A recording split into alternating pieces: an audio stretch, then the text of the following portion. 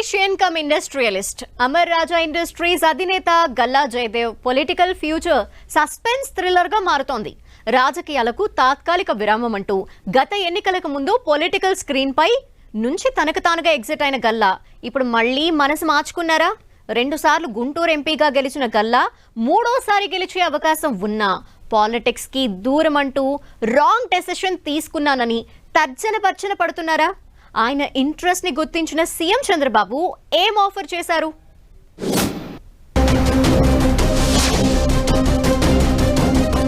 గుంటూరు మాజీ MP Telugu Desam party senior నేత Galla Jayadev political future పై ఆసక్తికర చర్చ జరుగుతోంది. స్వతహాగా పారిశ్రామికవేత్త అయిన గల్లా జయదేవ్ గత ప్రభుత్వంలో తీవ్రమైన ఒత్తిళ్లు ఎదురవడంతో రాజకీయాల నుంచి తప్పుకుంటున్నట్లు ప్రకటించారు.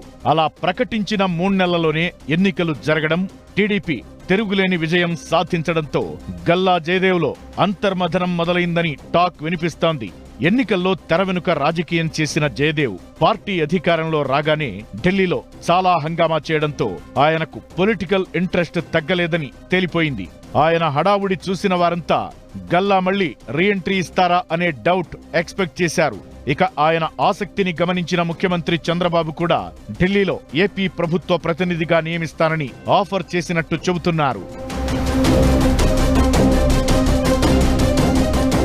2 సార్లు ఎంపీగా పనిచేసిన గల్లా మూడోసారి పోటీ చేస్తే ఖచ్చితంగా గెలిచి కేంద్ర మంత్రి అయ్యేవారని, కానీ ఆయన తొందరపాటు వల్ల ఛాన్స్ మిస్ అయ్యారని టాక్ వినిపిస్తోంది. తన కంపెనీలు, కార్మికుల భవిష్యత్ కోసం వెనక్కి తగ్గిన గల్లా డేర్ చేస్తే ఇప్పుడు వేరే లెవెల్లో ఉండేవారని అంటున్నారు గల్లా అనుచరులు. అయితే అదంతా గతం కనుక బాధపడి ప్రయోజనం లేదని భావిస్తున్న గల్లా నెక్స్ట్ స్టెప్ పై తర్జన భర్జన పడుతున్నట్టు తెలుస్తోంది.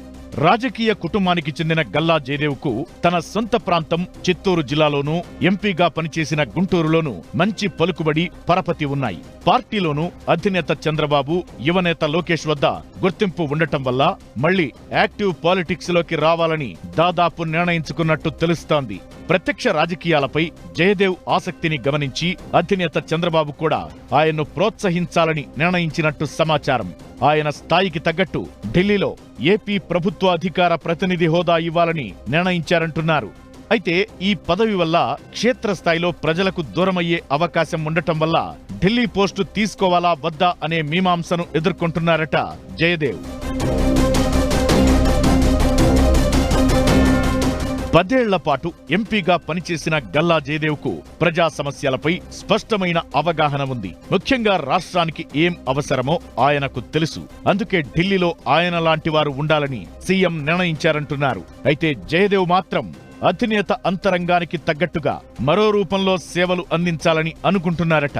గుంటూరు ఎంపీ స్థానాన్ని వదులుకోవడం, కేంద్ర మంత్రి పెమ్మసాని చంద్రశేఖర్ గుంటూరులో పర్మనెంట్ అయ్యే అవకాశాలు ఉండటంతో మళ్లీ లోక్సభకు వెళ్లే పరిస్థితి లేదని డిసైడ్ అయ్యారట గల్లా.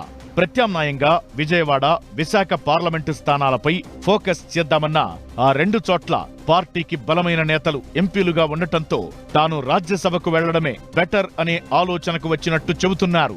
రాజ్యసభకు వెళ్లడం ద్వారా అధినేత చంద్రబాబు ఆకాంక్షలను నెరవేర్చడంతో పాటు చట్టసభలో అడుగు పెట్టాలనే తన ఆశయం ఫలిస్తుందని జయదేవ్ భావిస్తున్నారట.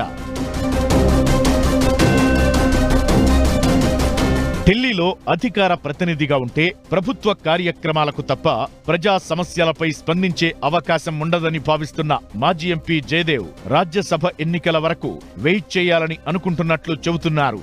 ఈలోగా పరిశ్రమ విస్తరణ పనులు ఓ కొలిక్కి వచ్చే అవకాశం ఉంటుందంటున్నారు. ఇక గల్లా జయదేవ్ వంటి సమర్థులు ఉంటే కేంద్ర ప్రభుత్వం నుంచి రావాల్సిన నిధులు, రాయితీలను రాష్ట్రానికి తెప్పించుకోవచ్చని భావిస్తున్న సీఎం చంద్రబాబు ఆయన్ను ఢిల్లీలో అధికార ప్రతినిధిగా ఉండాలనే ఒత్తిడి చేస్తున్నట్లు చెబుతున్నారు. మొత్తానికి టీడీపీలో ఇన్నర్ పాలిటిక్స్ పరిశీలిస్తే గల్లా జయదేవ్ పొలిటికల్ రీఎంట్రీ ఖాయమనే టాక్ వినిపిస్తోంది. ఇందుకు జయదేవ్ కూడా సానుకూలంగా ఉండటంతో ఆయన సేవలను ఎలా వాడుకుంటారనేది ఆసక్తి రేపుతోంది.